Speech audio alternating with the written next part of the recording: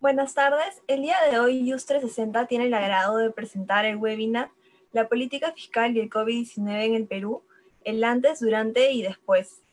El propósito de este webinar, como su nombre lo indica, es brindar una perspectiva sobre la situación de la política fiscal en nuestro país antes de la pandemia, las medidas que se han adoptado en estos meses y las medidas que pueden adoptarse luego del COVID-19. Para ello contamos con las ponencias del doctor Francisco Ruiz de Castilla, la doctora Katarzyna Dunin-Borkowski y del doctor Luis Durán. Cada ponencia abordará uno de los momentos, el antes, durante y después, y durará máximo 25 minutos. Concluidas todas las ponencias, se va a empezar con una ronda de preguntas, las cuales pueden ir dejando en el chat del Zoom. Bueno, aclarada la dinámica, damos pase a la primera ponencia a cargo del doctor Francisco Ruiz de Castilla. Acá, que según yo debiste marcar no, pero marcaste sí. Decía, te cedo usted audio y tú marcaste. Profesor principal de la PUC y magíster en Derecho, quien nos hablará sobre la política fiscal antes del COVID-19 en nuestro país. ¿Puedo?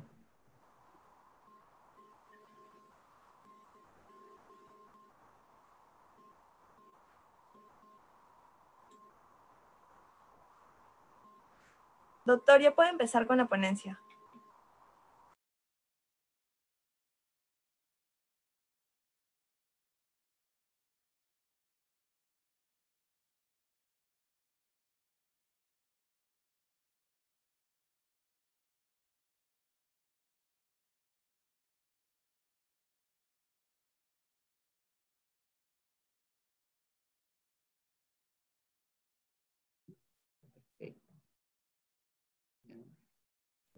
Profesor Ruiz de Castilla, ya puede empezar con la ponencia, lo estamos esperando. Ya, muchas gracias. Muy buenas tardes. Disculpen, ¿ahora sí me están escuchando? Sí, se le escucha bien. Ya, muchas gracias. Bueno, muy buenas tardes. Quería empezar agradeciendo a los organizadores por esta gentil invitación y también quería mandar un saludo a los demás profesores que esta tarde vamos a compartir la mesa. Un saludo especial para Kitty Durán y para Kitty Dunning, perdón, y para Luis Durán. Antes de entrar en materia, me gustaría destacar tres particularidades de este evento. Primero, qué bueno que los abogados vamos a reflexionar sobre temas de política y de economía. Normalmente a los profesores de Derecho Tributario nos invitan para hablar temas de derecho tributario, pero esta vez vamos a hablar un poco de política y de economía. Y eso es muy bueno. Se trata de complementar los enfoques científicos de derecho, de economía, etcétera, para tener una concepción más completa de los problemas. En este caso, de la materia tributaria, de la finanza pública. Otra particularidad de este evento que me interesa destacar es que no solo vamos a hablar del impuesto, sino de un tema mucho mayor, que es las finanzas públicas. Normalmente los profesores de Derecho Tributario nos ocupamos del impuesto y de los tributos en general, o sea, vemos el lado de los ingresos del Estado. Y casi no reflexionamos sobre los gastos y tampoco sobre otros temas macro que de alguna manera envuelven al impuesto o al tributo. En cambio, con eventos como estos, que se ensancha, se amplía la visión, y eso también es muy bueno. Una tercera particularidad, por lo menos en el caso de mi intervención, es que yo he preparado un texto que ya se lo entregué a los organizadores, entiendo que ya está circulando. Lo bueno de eso es que ya en ese texto tienes la información básica de lo que a mí me toca exponer. Así que ahora más bien esta intervención oral va a recoger un poquito el texto, pero también me da tiempo para poder hablar de una serie de temas que no necesariamente están en ese texto que yo he preparado con todo gusto para ustedes. Muy bien. A mí se me ha pedido que reflexione sobre la política fiscal antes de la pandemia. Y básicamente me han planteado dos preguntas. La primera es, ¿cómo se ha desenvuelto la política fiscal antes de la pandemia? Y segundo, ¿qué faltó desarrollar a esa política fiscal? Entonces, vamos a contestar cada una de esas preguntas por separado. Lo primero, entonces, es ver cómo se ha desenvuelto la política fiscal antes de la pandemia. Un primer punto es, bueno, aclarar qué es política fiscal. O sea, vamos a estar 2 horas hablando de política fiscal, pero siempre es bueno aclarar conceptos, ¿no? ¿Qué es la política fiscal? La política fiscal tiene dos significados. Uno se refiere a las decisiones del Estado que tienen que ver sobre sus finanzas, o sea, sobre sus ingresos y gastos, y también las decisiones del Estado de cómo utiliza ese flujo ingreso-gasto para producir ciertos impactos en la economía y la sociedad. Entonces, política fiscal tiene que ver con decisiones del Estado. Ahora, por otro lado, también se suele utilizar la expresión política fiscal ya no como decisión del Estado, sino como conocimiento. En ese sentido, por ejemplo, en la ciencia de la economía, que tiene varias áreas, una de sus áreas del conocimiento se llama política fiscal. Y ahí se trata de hacer investigaciones, estudios, justamente sobre las decisiones del Estado en materia de ingresos y gastos o de el manejo del Estado de ese flujo ingreso-gasto para producir impactos en la economía y la sociedad. Entonces, en resumen, podemos decir que política fiscal tiene que ver con decisiones del Estado, pero también con un conocimiento sobre esas decisiones. Ahora, nosotros para dar una visión de cómo ha sido el movimiento de la política fiscal antes de la pandemia, hemos escogido algunos tópicos para tener más o menos marcos de referencia. Un primer tópico es, ¿cuál ha sido el principal hito que ha marcado la evolución de la política fiscal contemporánea en Occidente y específicamente en Perú? ¿Cuál ha sido ese hito? Digamos así, ¿no? Que así como la historia universal se divide en antes de Cristo y después de Cristo, entonces podemos decir acá igual, hay un antes y un después, pero ¿de qué? De la crisis financiera internacional que ocurrió en la segunda mitad del siglo XX. Profundizando un poquito, antes de esta segunda mitad del siglo XX, lo que teníamos era países desarrollados que prestaban dinero a los países en vías de desarrollo. De esa perspectiva, el préstamo o la deuda era el principal ingreso de los estados. Ahora, llegó un día en que los estados desarrollados que recibían esos préstamos tenían muchos problemas internos, hiperinflación, terrorismo, etc. Eso es lo que ocurrió en la segunda mitad del siglo XX. Entonces ya no había la capacidad de pagar intereses por préstamos ni de devolver el capital. Y se llegó a un punto muerto, en que ya los países desarrollados no devolvían el dinero a los países los países en vías de desarrollo no devolvían el dinero a los países desarrollados, y por otro lado los países desarrollados ya dejaron de prestar. Entonces, frente a ese punto muerto, hubo que reestructurar las finanzas públicas.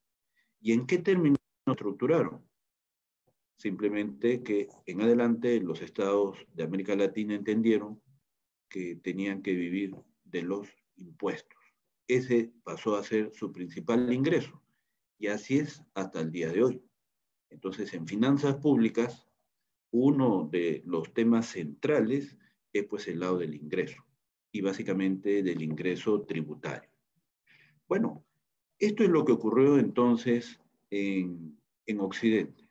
Entonces, en resumen, hubo una paralización del flujo de préstamos y eso generó que los estados latinoamericanos ya pasen a mirar su realidad interna, a recaudar, elevar su recaudación de impuestos y ese pasa a ser el principal ingreso de los estados.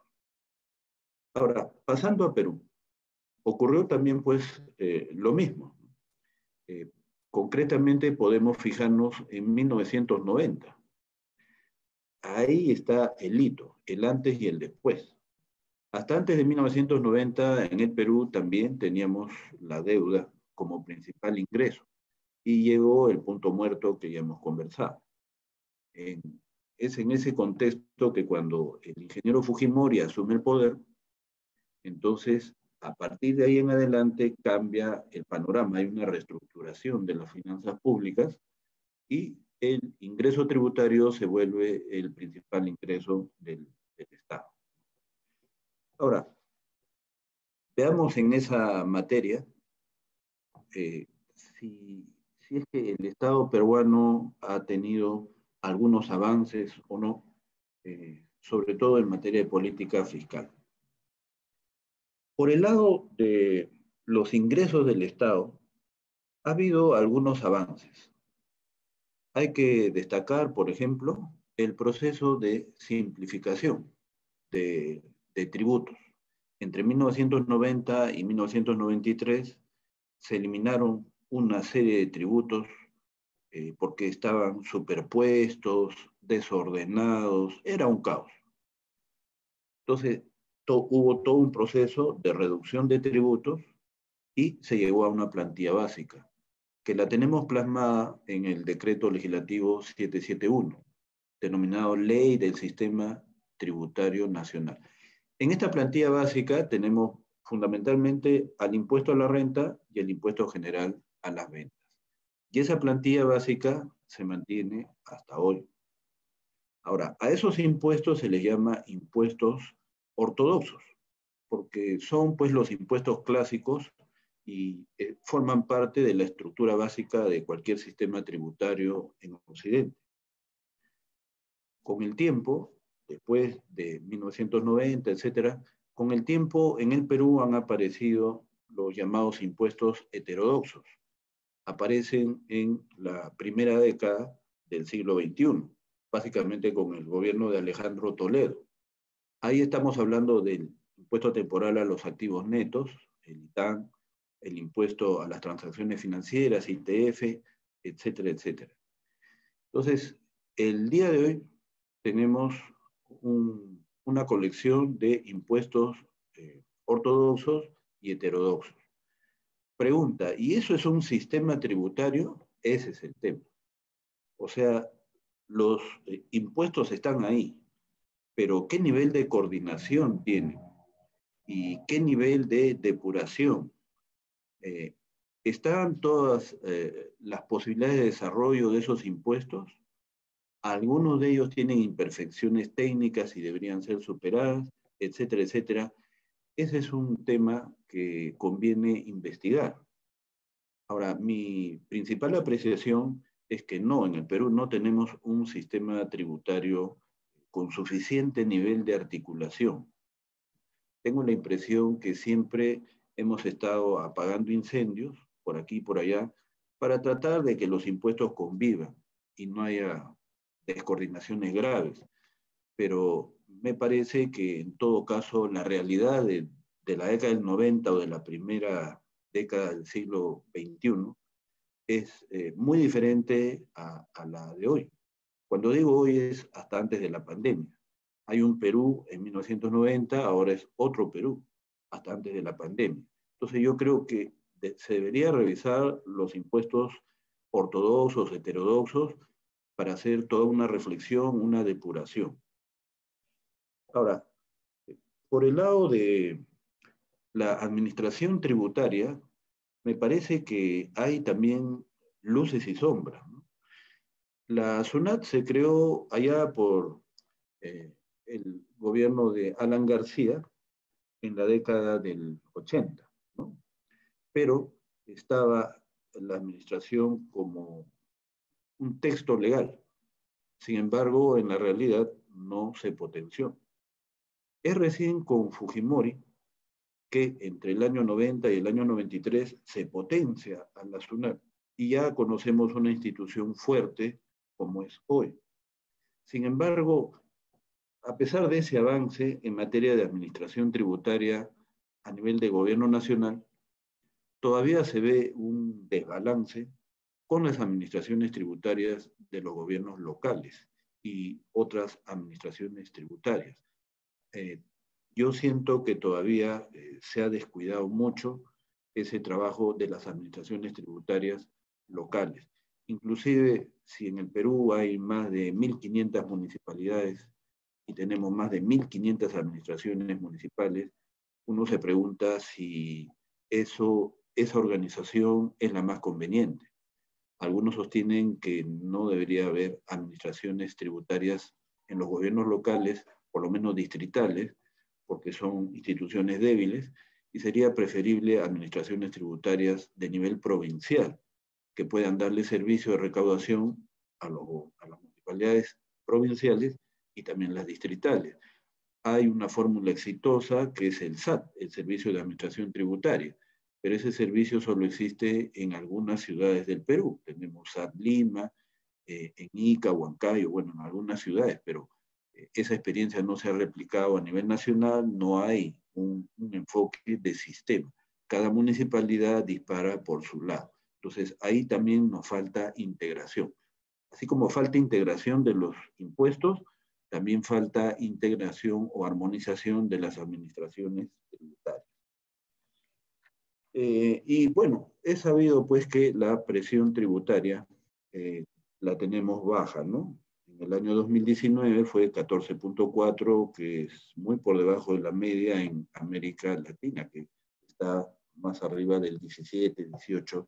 Entonces, por el lado de los ingresos, nuestra política fiscal ha tenido sus avances, pero también sus limitaciones, ¿no? Ahora, así como hemos hablado de los ingresos, ahora veamos el gasto. En materia de gasto, antes de entrar a Perú, siempre es bueno también ver por dónde se ha movido el mundo, por lo menos el mundo occidental. En ese sentido, ha habido tres grandes corrientes entre los siglos XIX y XX. En el siglo XIX predominó una mentalidad liberal donde el Estado es chico y no debe intervenir en la economía. Entonces, el Estado debía concentrarse básicamente en el poder ejecutivo, legislativo, judicial, etc. Y desde esa perspectiva, las finanzas públicas eran bastante reducidas, bastante básicas, y no se pensaba pues en las posibilidades de manejo de ingreso y gasto para causar impactos en la economía o la sociedad. Esas ideas no estaban todavía aceptadas. Pasó el tiempo, hubo mucha pobreza, retraso en las sociedades, y entonces se dijo, bueno, el Estado no puede seguir impasible, algo tiene que hacer ante tanta pobreza, desigualdad, etcétera, etcétera. Y es así como en el siglo XX, en las primeras décadas, se sostiene que el Estado más bien debe ser intervencionista. No demasiado, pero sí debe intervenir, básicamente en salud y educación. Y es así como se va creando un aparato estatal más grande, y eso obviamente genera un crecimiento de las finanzas públicas.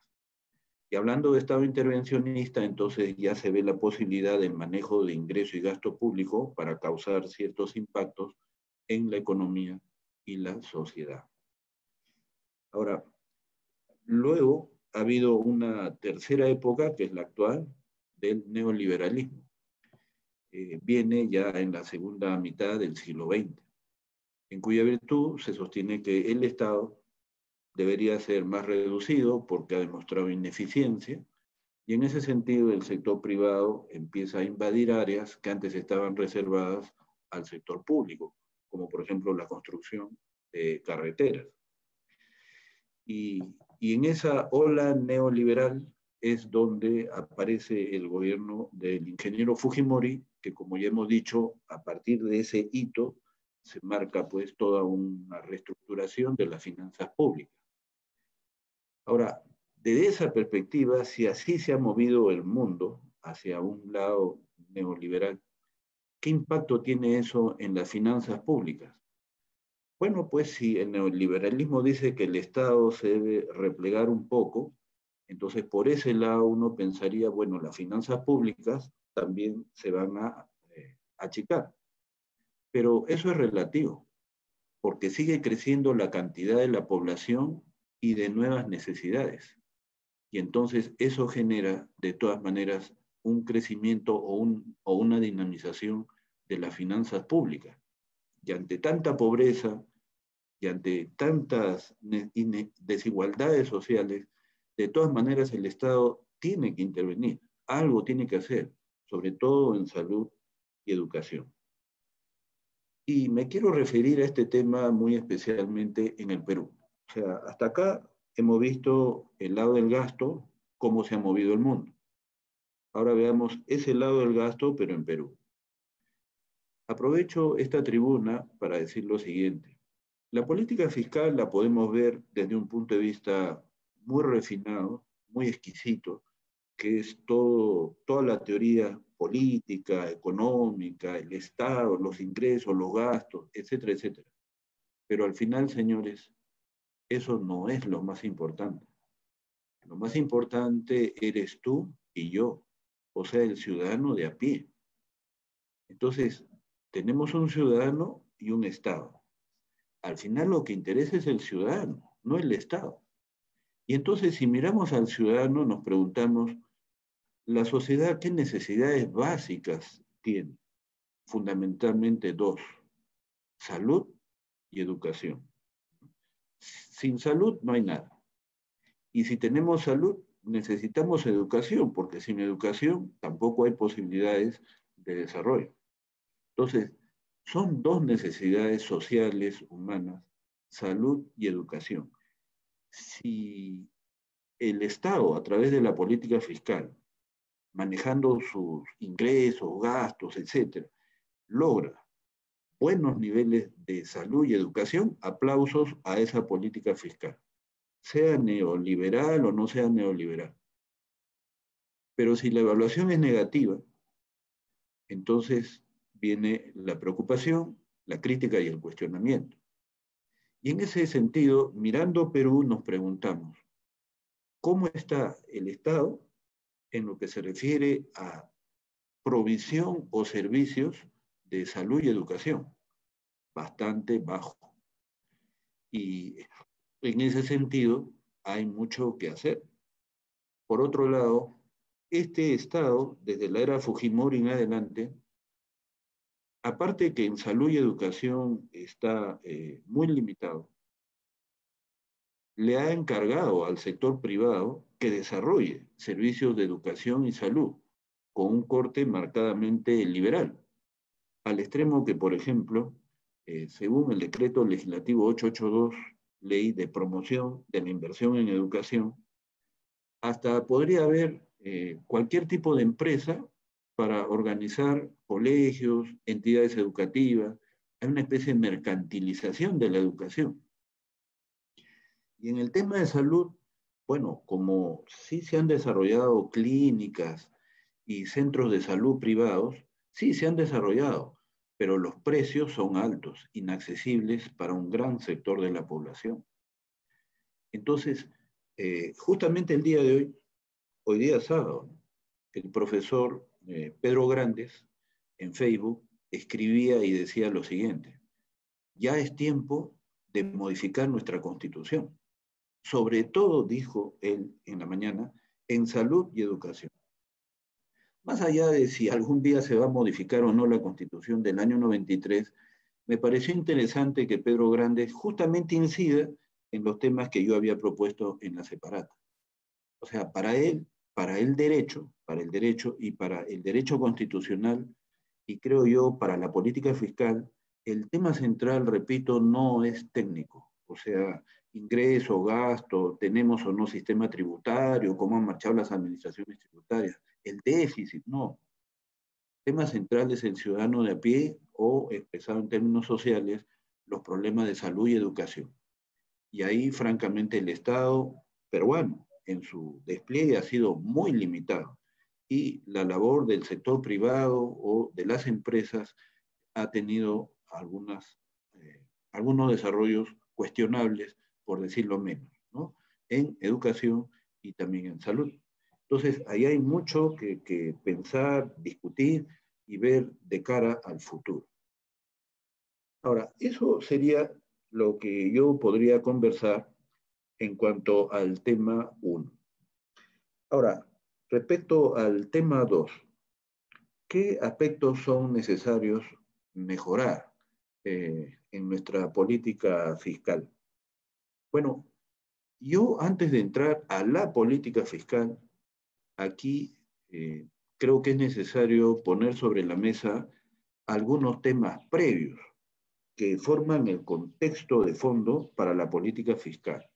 O sea, no se trata esta tarde de ver simplemente de la política fiscal para adentro, sino que también es conveniente ver una serie de condicionantes externos, una serie de temas externos que rodean a la política fiscal y que marcan parámetros de referencia.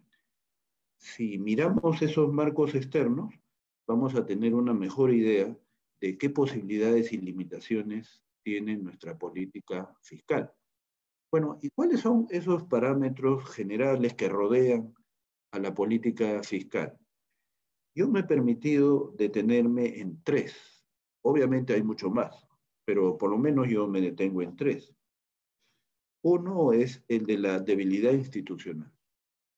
Tenemos un Estado débil, donde la ética está ausente, donde no hay objetivos claros, no tenemos políticas establecidas, políticas públicas me refiero establecidas, no hay una planificación debidamente vigorosa sobre toda la actividad del país. Entonces, nos falta todo eso. Entonces, yo me pongo a reflexionar y digo, ¿de qué política fiscal podemos hablar? ¿Cuánto le podemos pedir a la política fiscal si el actor que diseña la política fiscal tiene muchas debilidades? Esto es casi como, ¿qué podemos esperar de un abogado en cuanto a su desarrollo profesional si ese abogado no tiene condiciones mínimas para poderse desarrollar? En ese sentido, yo creo que mientras tengamos debilidad institucional a nivel de Estado, entonces la política fiscal, cualquiera que sea, va a tener serias limitaciones. Entonces, ahí está para mí un tema fundamental que tenemos que superar. Si el Estado mejora su fortalecimiento institucional, las políticas fiscales serán pues mejor desarrolladas, más apropiadas, ¿no? Y ahí quiero rescatar el tema de la ética, ¿no? O sea, la fortaleza institucional no es solamente planificación, objetivos, metas. Me parece que la ética es un tema fundamental que debe formar parte de esta política fiscal, ¿no? Ahora, también tenemos la corrupción, conocida por todos, y el problema de la regionalización, donde hay 25 gobiernos regionales más un régimen especial para la capital, y todo eso limita las posibilidades de desarrollo de la política fiscal. Debería haber solamente un promedio de 8 gobiernos regionales y de esa manera las regiones atenderían mejor las necesidades de esas sociedades regionales. Ahora, ya para ir acabando, en materia concretamente de política fiscal, ¿qué faltó desarrollar? Me parece que hay un tema pendiente que es el centralismo fiscal. Básicamente los ingresos es el principal ingreso del Estado y hay excesivo. Por otro lado, por el lado de los ingresos, todavía nos falta mucho en lo que se refiere a atacar los problemas de evasión, ilusión, informalidad. Y finalmente, por el lado del gasto público, hay una paradoja. Al Estado peruano le sobra dinero. Sin embargo, hemos sido ineficientes en el gasto público. Sin embargo, creo que hay avance en el sentido que ya se está viendo, se está empezando a hacer esfuerzos para lograr una mayor eficiencia del gasto.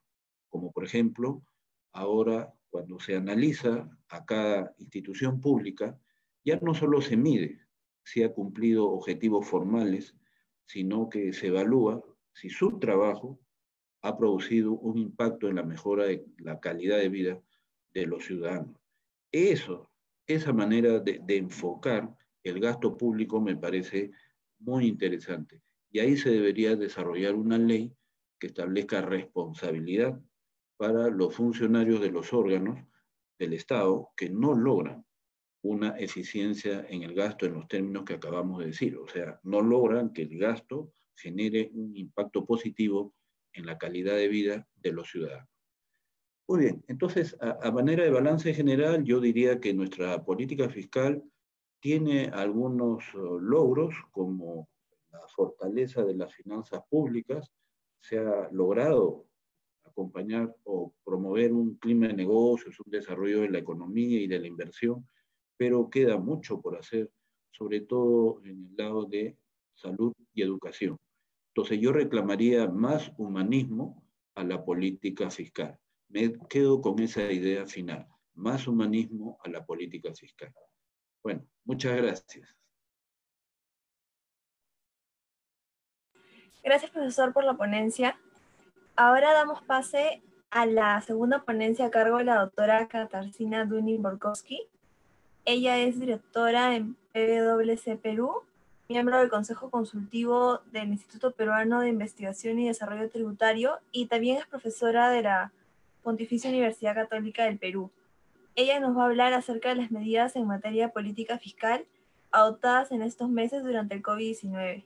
Asimismo, invitamos a los asistentes a que puedan dejar sus preguntas acerca de la ponencia del doctor Ruiz de Castilla y de la ponencia de la profesora Katarzyna. Hola, buenas tardes con todos en este sábado. Primero agradecer a IUDES 360 por la invitación. Saludar también al doctor Ruiz de Castilla, que como sabe, él fue mi jurado y profesor. El doctor Durán, que también fueron mis profesores. No estoy diciendo que sean mayores que yo, sino que tal vez yo empecé un poco más tarde.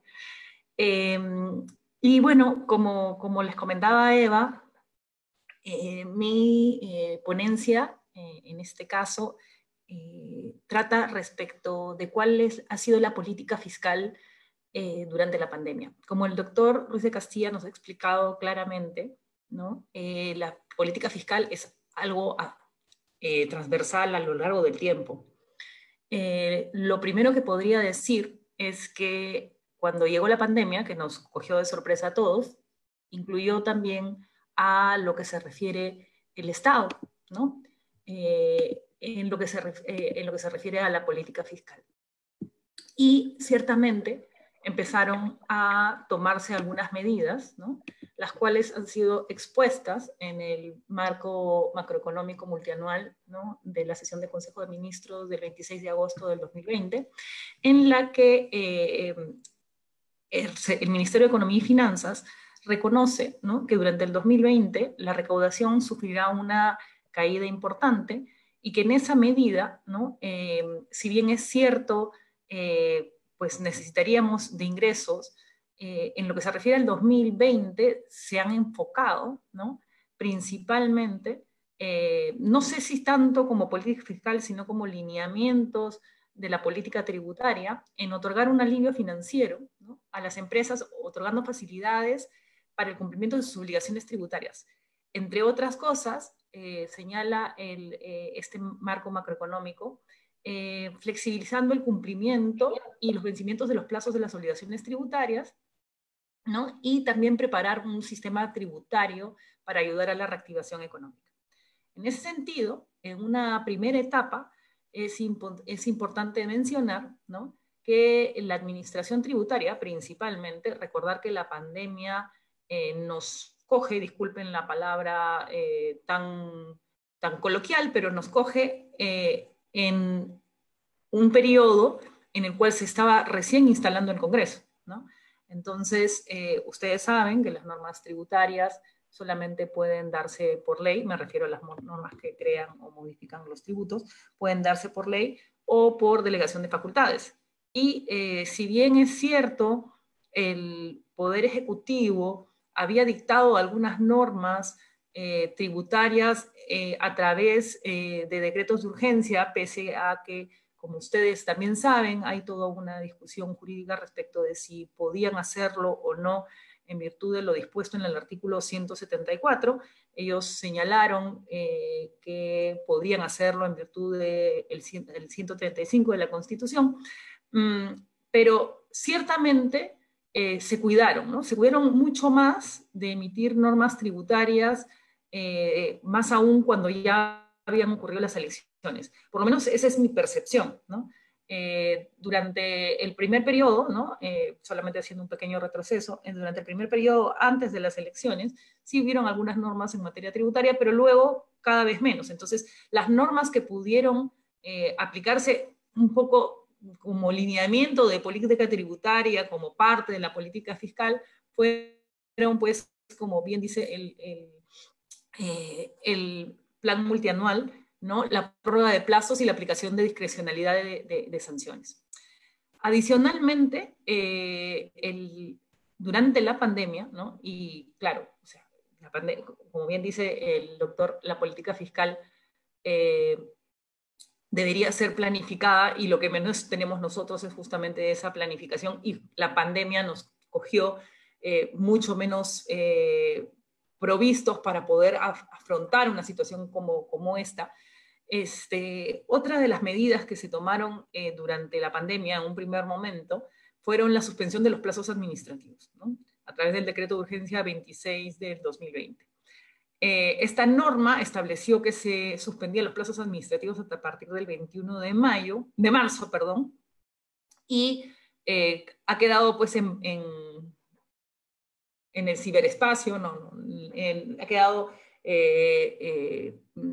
fuera de esa norma, del ámbito de aplicación de esa norma, los días del 16 al 20 de marzo, ¿no? Los cuales están generando ya problemas algunas personas, y eso es muestra pues de que los lineamientos tributarios como parte de la política fiscal a veces han sido tomados sin mucho orden, ¿no? O un poco desprovistos de planeamiento, ¿no? Ya empiezan a haber algunas inadmisibilidades, tanto principalmente de la SUNAT, contando los días del 16 al 20 como hábiles, ¿no? Porque no están incluidos en el decreto de urgencia 26-2020.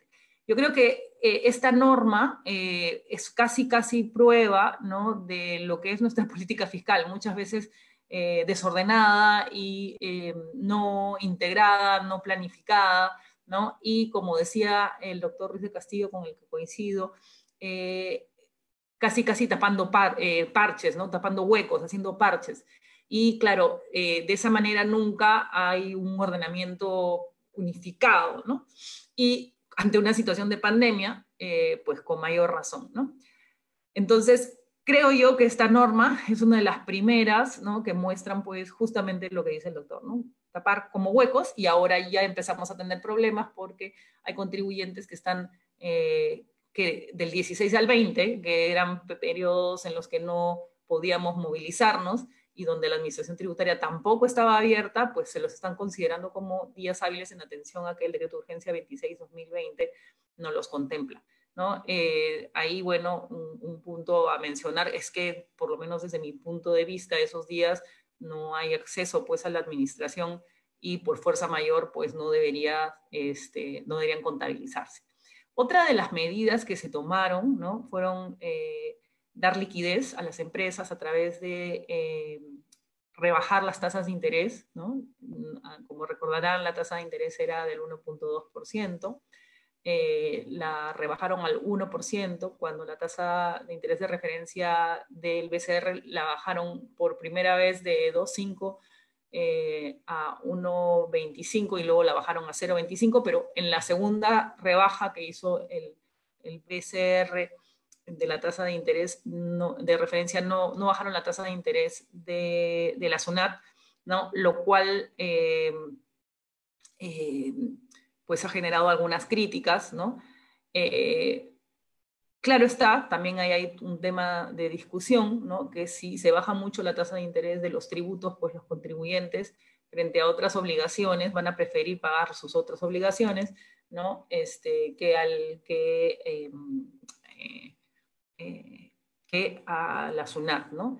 Porque lo que sí está claro es que no se han condonado tributos, ¿no? Sino lo que se ha establecido es una política, en todo caso, de flexibilización, ¿no? En esa línea, pues se prorrogaron los plazos para las presentaciones de declaraciones juradas, las cuales también eran bastante desordenadas. O sea, yo entiendo, ¿no? Que la pandemia, pues, empezó, pues, primero 15 días, luego, bueno, todos hemos vivido esa historia, y de esa misma manera se prorrogaban los plazos, lo cual generaba un poco de desorden, ¿no? O por lo menos la imagen que que las personas que dirigen los lineamientos públicos, de los lineamientos tributarios, pues estaban emitiendo las normas conforme venían, sin hacer una planificación o sin tener pues una idea. Claro, todos somos generales después de la guerra, ¿no? Pero llama la atención pues estas emisiones, ¿no? De una norma tras otra, modificando los plazos, y como ya se habían vencido ciertos números, el 0 o el 1 como último dígito del RUC, pues esas no se prorrogaban. Era bastante el desorden, y primero eran solamente hasta los contribuyentes con 2.500 UITs, ingresos de 2.500 UITs, después hasta 5.000 UITs, lo que demostraba pues que en un primer momento solamente se quería dar el beneficio a las medianas empresas, que ciertamente son, junto con las pequeñas y las microempresas, son las más grandes. Son las que son más en el Perú, ¿no? Las grandes empresas son un porcentaje reducido, pero como que no había, y generó pues en las grandes empresas, que finalmente son las que muchas veces sostienen el pago de los impuestos, generó pues también una sensación de poca empatía, ¿no? No sé hasta cuánto punto sea este tema de política fiscal, pero generó eso en los contribuyentes. Y bueno, empezó con una política de devoluciones y compensaciones. Y por el lado del gasto público, como nos decía el doctor, porque la política fiscal tiene esos dos conceptos, pues se empezaron a dar subsidios, cosa que por lo menos yo, de manera, sí existen ciertos subsidios, bueno, como el drawback, hay quienes sostienen que es un subsidio, pero yo por lo menos nunca había visto, y tengo 46 años, yo nunca había visto un Estado, ¿no? En el cual empezara a entregar subsidios a las empresas y bonos sin retorno, ¿no? A las poblaciones, ¿no? Ahí también se mostró un poco el problema que tenemos de falta de planificación, ¿no? Donde se entregaban bonos a personas que no lo merecían, ¿no? O no lo merecían porque no cumplían con las características objetivas para entregar el bono, ¿no? Y a personas que lo necesitaban sí lo podían hacer, ¿no? Había, y creo que hay, un serio problema en los que son los padrones, ¿no? Yo solamente les puedo contar un ejemplo. Un día recibo, al comienzo de la pandemia, recibo un mensaje por SMS que me dice que soy beneficiaria del bono. Y yo, bueno, miro bien y el nombre no era mío, era de una clienta mía, que yo soy su representante legal, y que yo le había cogido a la amnistía, bueno, al régimen de repatriación, para ser completamente de acuerdo, ¿no? Es una persona mayor, no tiene ingresos, ciertamente, vive de sus rentas, y bueno, se acogió en su momento al régimen de amnistía. Y había sido beneficiada del bono, ¿no? Probablemente por su edad o probablemente por algún concepto. Entonces, ese pequeño ejemplo pues muestra un poco también el desorden que existe en nuestra administración pública, ¿no? Y yo creería que, unido a lo que el doctor, estoy de acuerdo completamente que la salud y la educación son pilares fundamentales y que obviamente para ello necesitamos estar bien alimentados, ¿no? Porque si no, no hay salud y tampoco hay educación. Pero creo yo también que parte de la política del Estado futura es, futura o ya actual, es establecer, ¿no? El tema de la información, ¿no? Porque yo siento que o siento, no, lo veo, ¿no? También lo siento, pero lo veo que nuestra data no es una data correcta y que muchas veces, pues, esas decisiones sin data correcta no se pueden tomar, ¿no? Me pregunta Edgar, ¿cuáles son los beneficios tributarios que los gobiernos otorgó a las empresas con COVID? Bueno, más que beneficios, en el término de beneficios, en lo que se refiere a las empresas, se otorgó un subsidio para el pago de la retribución del mes, no recuerdo si fue abril, ¿sí? En relación a la planilla del mes de enero, es decir, tú tenías en enero ciertos trabajadores y en el mes de abril te dieron el 35% de esa planilla en la medida que esos trabajadores ganaran menos de 1.500 soles, si no me equivoco, no lo recuerdo con precisión, pero te daban pues un beneficio para que pudieras supuestamente pues pagar las retribuciones del mes de abril, ¿no? En las cuales no había pues movimiento económico, principalmente porque se había adoptado como política de Estado pues el cierre de actividades. Digo supuestamente porque uno lee la norma, o la ley, cuando la leí yo, en ningún momento dice que es para pagar las remuneraciones, ¿no? Pero se entiende que es para eso, ¿no? Para ese fin. Eso fue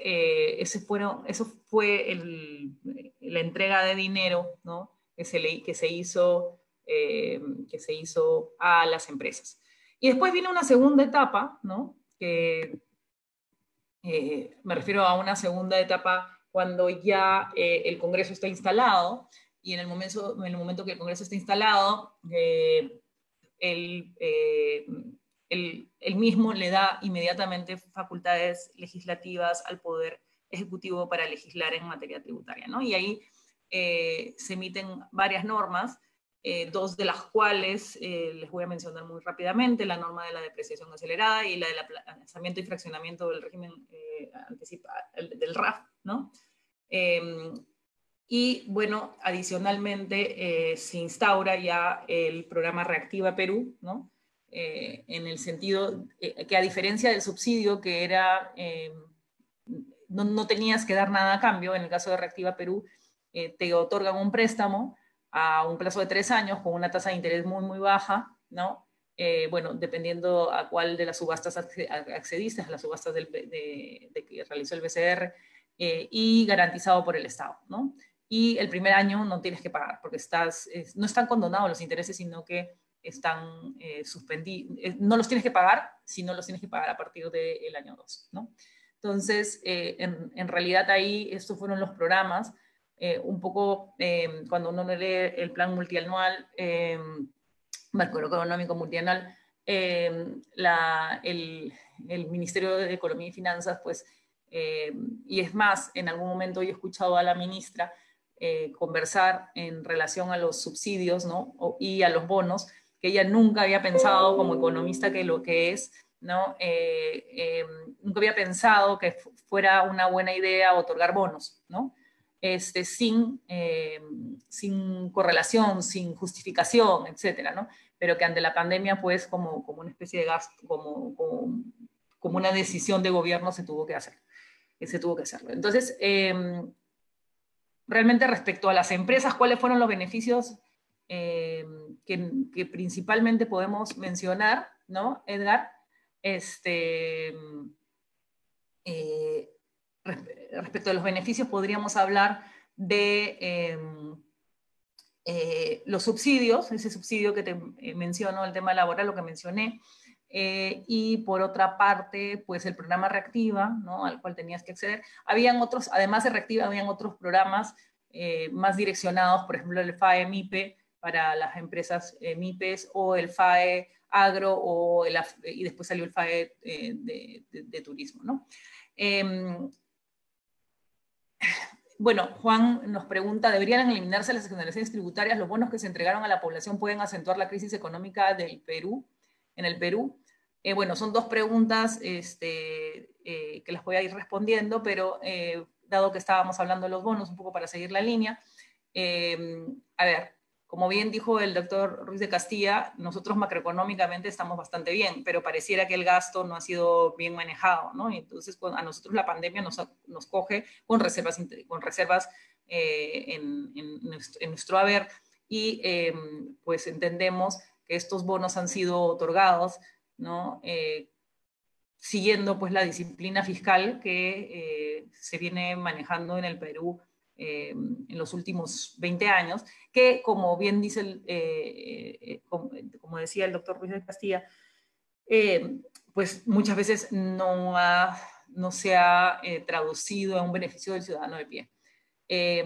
Lo que sí creo, ¿no? Personalmente, es que de la misma manera que cualquier otra crisis internacional, como podría ser la Segunda Guerra Mundial o la crisis del año 29, de 1929 me refiero, normalmente trae luego de estas crisis pues un impuesto, algunos impuestos o algunos tributos para equiparar la caja fiscal, porque es evidente que pues ha habido un gasto mayor que el establecido.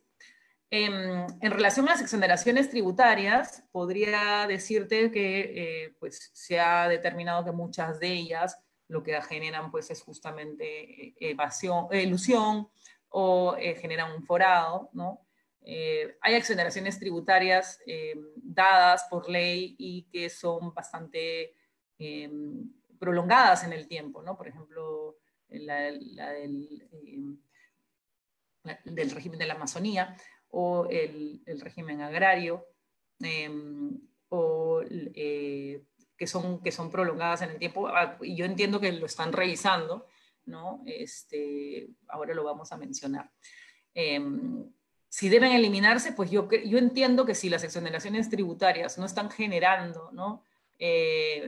Lo que busca una exoneración tributaria, que normalmente es fomentar, por ejemplo, las exoneraciones tributarias dadas a una cierta región, si no está generando el crecimiento de esa región, como por ejemplo se ha demostrado para la región de Amazonía, donde en el caso de San Martín renunció a los beneficios de la ley Amazonía, y al renunciar, pues, no lo hizo inconsultamente, sino se creó un fideicomiso y se manejó de otra manera, no a través de exoneraciones tributarias, y de las proyecciones se entiende que San Martín tiene un mejor desarrollo que otras zonas, ¿no? De la misma Amazonía. Entonces, creo que hay algunos supuestos que sí, pues, tienen que ser exonerados, tienen que tener exoneraciones tributarias, pero no todos, ¿no? Evidentemente hay que hacer un análisis caso por caso.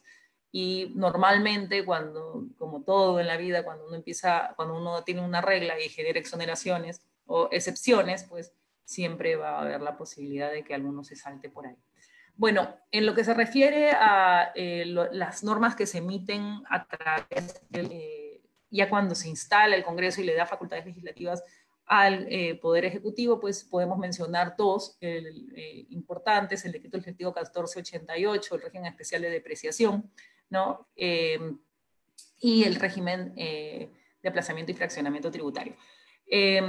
Ahí importante mencionar que en lo que se refiere al régimen especial de depreciación acelerada, pues habían algunas dudas, las cuales no todas, pero muchas de ellas han sido resueltas mediante un informe de la SUNAT reciente del 057-2020, que en buena cuenta señala que es casi obligatorio, que es un régimen obligatorio, no es un régimen optativo, ¿no? Y ahí mencionar que pues podrían existir algunos problemas, que es nuevamente muestra de la política fiscal, algunos problemas en la aplicación de esta norma, en la medida que establece tasas de depreciación bastante más altas que las tasas de depreciación de nuestra ley de impuesto a la renta actual, pero principalmente más altas de lo que la realidad, la depreciación es el desgaste a través del tiempo.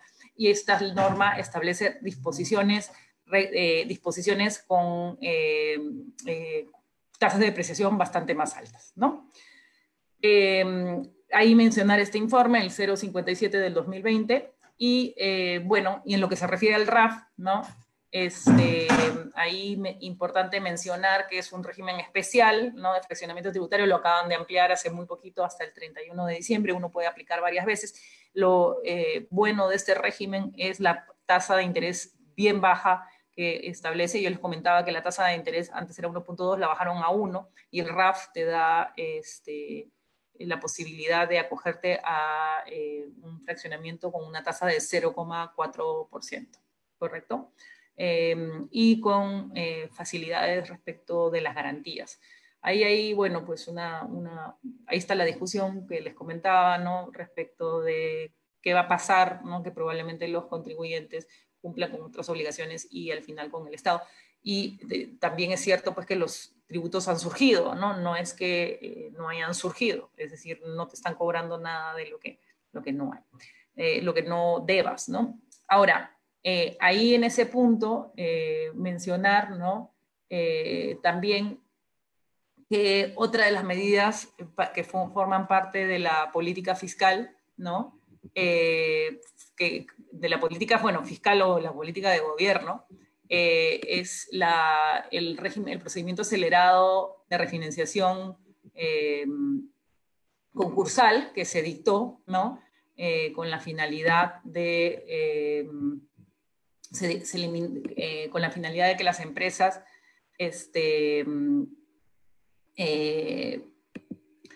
con la finalidad de que las empresas puedan acceder a algún tipo de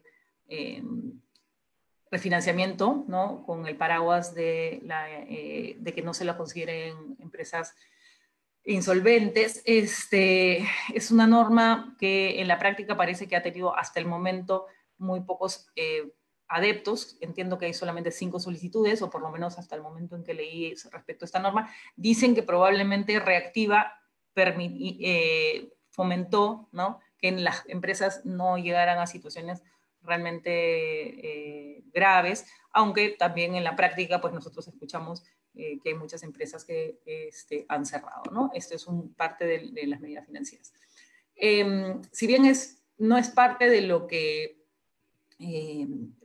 yo voy a hablar, si no lo va a hablar el doctor Durán, seguramente con muchísima mayor claridad, pero qué cosas nosotros esperábamos, ¿no? Los tributaristas que esperábamos de esas normas. Ciertamente no la esperábamos de la primera delegación de facultades, porque ustedes saben que por el principio de legalidad pues solamente pueden dictar las normas en materia tributaria, pero que las normas para las cuales se ha dado facultades para legislar, pero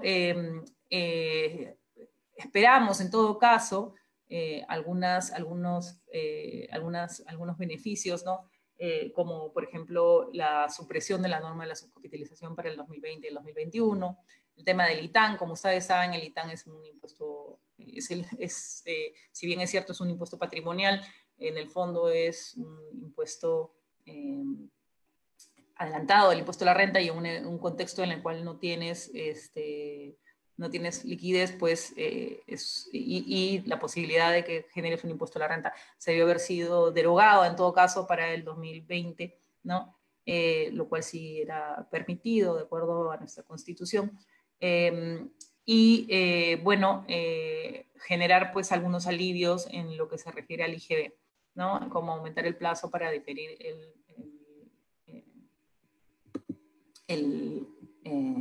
su pago, ¿no? Solo para terminar, ¿no? Pues yo vuelvo a repetir y estoy de acuerdo con lo que mencionó el doctor en relación a que pues, lo que tendríamos que hacer es reformular nuestro sistema, más aún en estos tiempos en los que sabemos que sin educación y sin salud pues no vamos a poder hacer nada. Solo mencionarles, pues, para darle paso al doctor Durán, ¿no? Respecto justamente a ese marco macroeconómico multianual, qué cosa es lo que ellos han planteado como política fiscal para el 2021, ¿no? Han planteado asegurar el retorno a las finanzas públicas a a una senda sostenible a través de un manejo prudente, responsable y transparente que garantice la estabilidad macroeconómica del país. Ahí un poco, ahí está la respuesta de Hugo, ¿no? Si es que los bonos han generado pues un forado, sí, en cierta forma, porque normalmente pues no se generaban estos montos. Incrementar los ingresos fiscales permanentes es un poco lo que habíamos conversado respecto de los tributos que se podrían generar, que no es sorpresa, ¿no? A mí me llama la atención que mucha gente pues dice, no van a surgir nuevos impuestos. Y yo les digo, bueno, miren la historia, ¿no? La historia es clarísima en ese punto. La pregunta es qué impuesto es o qué tributo es el que se tendría que generar, ¿no? Asegurar la provisión eficiente y oportuna de los servicios públicos, ahí creo que va el tema de la educación y la salud.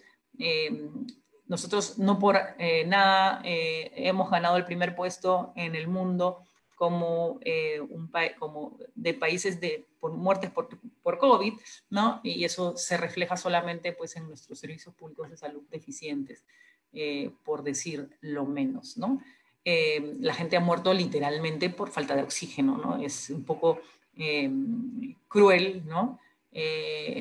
Decirlo, pero es pues casi han muerto por una inacción total del Estado durante todos estos años, ¿no?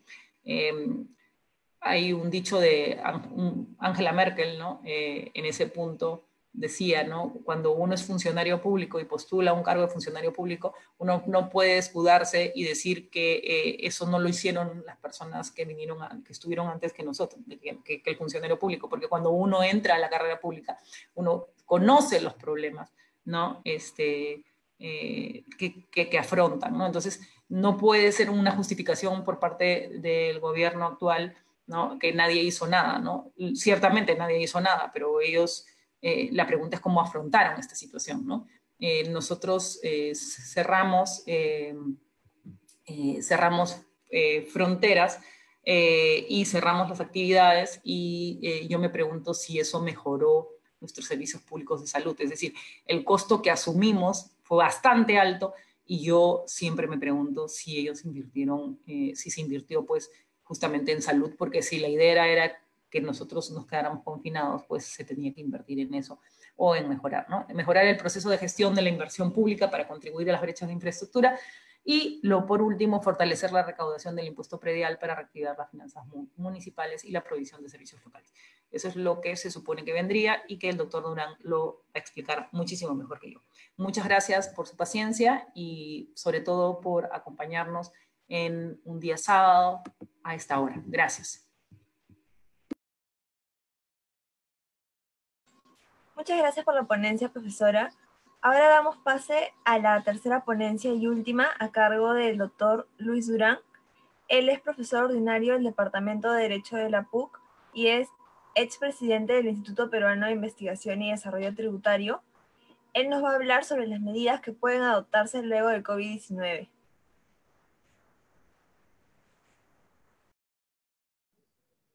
En primer lugar, quiero agradecer la inmerecida invitación que me han hecho los alumnos de Ius et Veritas y de Ius 360 para participar en esta reunión tan interesante y además con personalidades de la talla de Paco y de Katarzyna, a quienes me une una enorme amistad y además cariño personal y profesional. Son compañeros del área tributaria de la facultad, especialmente Paco, con quien hemos hecho desde hace muchos años, algunas actividades colectivas e institucionales. He escuchado atentamente la intervención de ambos. La ventaja que tiene uno de actuar en tercer lugar y luego de tan interesantes reflexiones es básicamente simplemente dar algunos comentarios finales y luego para que todos podamos gozar de nuestro extraordinario sábado y terminar a tiempo. Como quiero hacer eso, lo que yo he intentado, a diferencia de mis últimas presentaciones en varias partes, es concentrarme en preparar unos PowerPoint para intentar conversar con ustedes sobre algunos puntos que a mí me parecen interesantes de trabajar y los voy a ir desarrollando para que podamos, o para que yo mismo pueda concentrar las ideas que quiero plantearles esta tarde, si les parece bien. Entonces, yo no soy tan... digamos así, tan entusiasta como Paco para tratar de hablar de la política fiscal. Hay un área que yo la verdad no acabo de de manejar completamente desde mi perspectiva de abogado, que es el área del gasto público. No sé exactamente cómo debe gastarse en este país. Entonces, sobre el tema del gasto tengo simplemente algunas ideas. Sobre la política económica en general tampoco manejo algunos de los elementos centrales de las políticas en materia de la parte económica, digamos, pero sí quería hablar de la política tributaria en el Perú, que es el ámbito a donde yo puedo acercarme más o menos, ¿no? Entonces, mi reflexión o mi presentación de esta noche será sobre la política tributaria en el Perú, rutas para después de la pandemia por COVID-19. Les confieso que las ideas las he ido apuntando en la tarde, después del almuerzo, un poco a la luz de la crisis y situación que tenemos en el Perú y lo que podría venir. He dividido mi presentación en 4 partes. Me gustaría empezar por un tema previo, son presupuestos, yo les llamo presupuestos institucionales, se los planteo a todos mis alumnos en todas mis clases, en todas las universidades y en todos los niveles, porque creo que son como los fundamentos sobre los cuales uno debe predicar la tributación, realizar investigaciones, etc. En mi perspectiva, la tributación no está para nada desvinculada de la vida práctica de la gente en el país. He querido siempre que mis reflexiones vayan en torno a eso y aquí tengo algunos resultados, ¿no? Lo primero es que creo que teníamos o tenemos todavía, dadas las circunstancias, una aceptable situación financiera. Y acá pondría una idea que creo que hay que recuperarla como concepto y desarrollarla para los que nos están escuchando y son investigadores. La buena finanzas públicas. Tener una buena finanza pública es un bien público. Tener un buen estado financiero institucional es un bien público.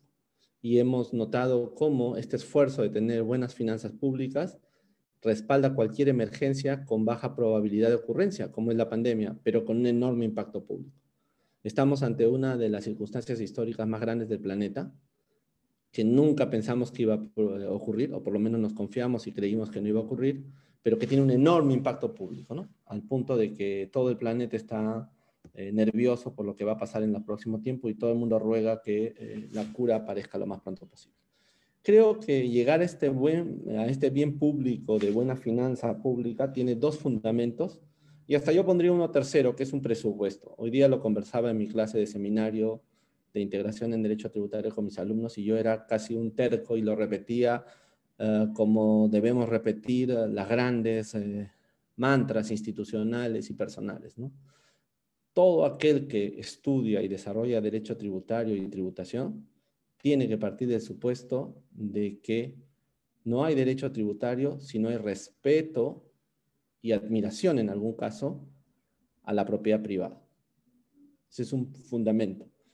El dinero que se reparte como bien público a los ciudadanos para el cumplimiento de nuestros presupuestos parte de la idea de que hay alguienes que se esfuerzan sistemáticamente por generar recursos, que son en nuestro sistema de vida recursos privados. Y por lo tanto la tributación que se basa en el deber de contribuir presupone el reconocimiento del legítimo derecho de los ciudadanos a generar ganancias. Y yo quisiera que los alumnos que me están escuchando, sea de la tendencia política que sea, recuerden esto siempre. La tributación parte del supuesto del reconocimiento institucional de que las personas, si lo hacen por mérito, ganan recursos, ganan dinero, pues deben ser aplaudidas. Y por eso mismo deben contribuir. Entonces creo que ese es el primer fundamento. No estamos en un Estado comunista. En un Estado comunista no hay propiedad privada. Por lo tanto, no hay tributo.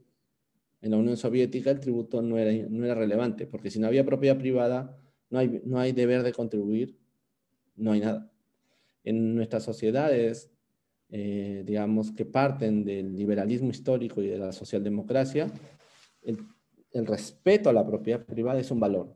Cuando la propiedad privada, y esa es la aspiración republicana, cuando la propiedad privada está basada en el mérito, es decir, la gente gana sus recursos porque trabaja, porque desarrolla con competencia lo que hace, ¿no? Las sociedades no meritocráticas son sociedades tramposas, donde la gente gana dinero, gana recursos, se relaciona, ¿no? Es profesor, no sé, pues actúa porque tiene influencias, porque tiene relaciones. Las sociedades meritocráticas a las que yo aspiro y respecto a las cuales he basado mi propio proyecto de vida son aquellas donde uno, a través de sus méritos, logra las cosas que requieren la vida. Entonces, el bien público de la buena finanza pública, ya me concreto en el tema, tiene dos fundamentos. Por un lado, la gestión razonable de las finanzas públicas de los gobiernos del periodo democrático. A diferencia de otras visiones, yo creo que el gobierno de Fujimori fue un gobierno desastroso. Empezó bien en la finanza pública, porque reorganizó el desastre que nos había dejado Alan García, pero luego en el camino se confundió y nos llevó casi a una crisis institucional que llegó a colapsar con aquella crisis que tuvimos en aquel momento por la quiebra de algunas bolsas de valores, ¿no? El efecto Samba, el efecto Beijing, eran cosas que a finales de los 90 conocimos. La tributación de fines de los 90 es una tributación recesiva, desastrosa, y claro, nosotros recordamos al primer Fujimori, pero no recordamos cómo nos dejó. Y yo creo que los gobiernos democráticos, del periodo democrático posterior a Fujimori, fueron gobiernos que gestionaron razonablemente las finanzas públicas. No he dicho que lo han hecho bien, no dieron el gran salto que necesitábamos, pero hubo una gestión razonable y eso creo que hay que aplaudirlo, ¿no? La desgracia de ese tiempo es que tuvimos dinero y la corrupción destrozó el bien público y nos ha hecho llegar a las circunstancias que estuvimos. Segundo, el esfuerzo de sostenimiento de la recaudación tributaria ha sido un esfuerzo grande y duro. Y yo debo reconocer en mi caso personal que prácticamente mi vida profesional ha sido parte de este periodo democrático y yo he participado en ese esfuerzo de sostener la recaudación tributaria. Y dos actores han contribuido a ello.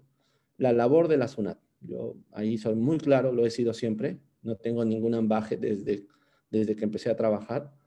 Yo nunca he trabajado para la administración estatal, pero creo que hay que entender el rigor de la SUNAT. En momentos como este, cuando tenemos presupuesto público, podemos entender por qué era importante tener una SUNAT fuerte.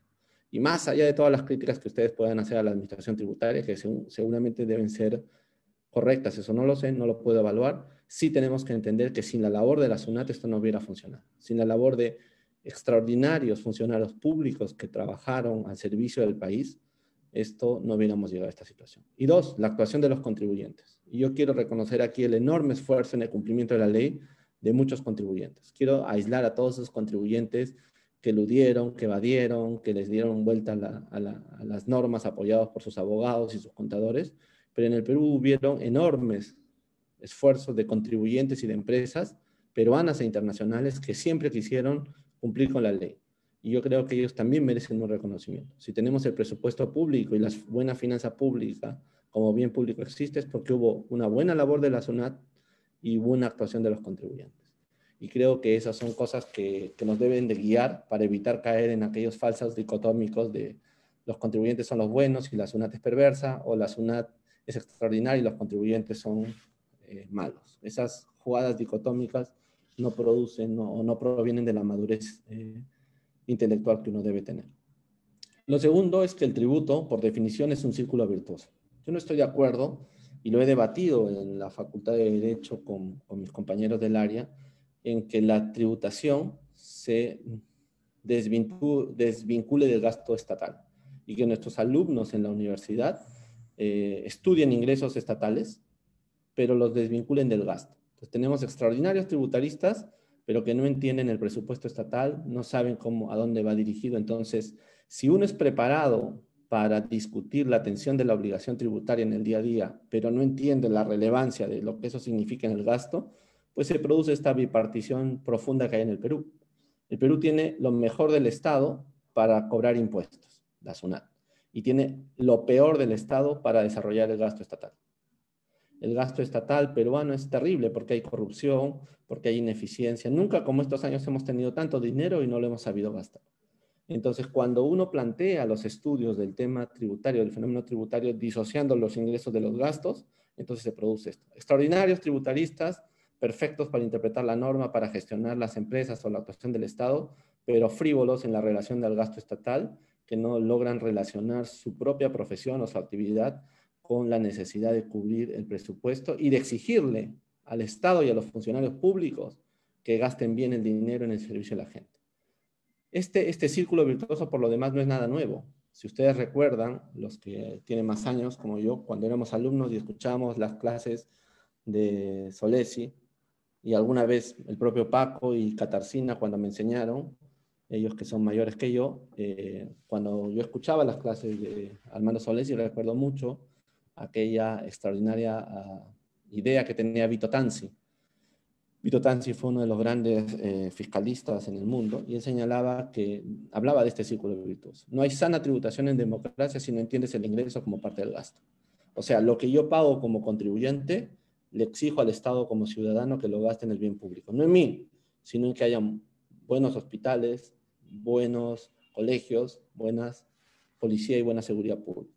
En América Latina, como les digo, ha habido una separación artificiosa, ¿ok?, sobre el derecho tributario y el derecho presupuestario, que creo que hay que pensar cómo recuperar.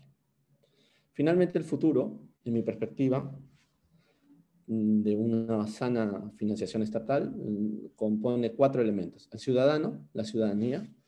El concepto de ciudadano se aleja del individuo y la clase social, que son los pensamientos de la derecha más extrema y de la izquierda más extrema. La idea de ciudadanía es la idea de personas que tienen derechos y que tienen deberes. Uno de los deberes es pagar sus tributos en justicia. La tributación, entonces, está destinada a eso, a generar bienes, recursos para el bien público. El presupuesto público es el elemento por el cual se gestiona esto.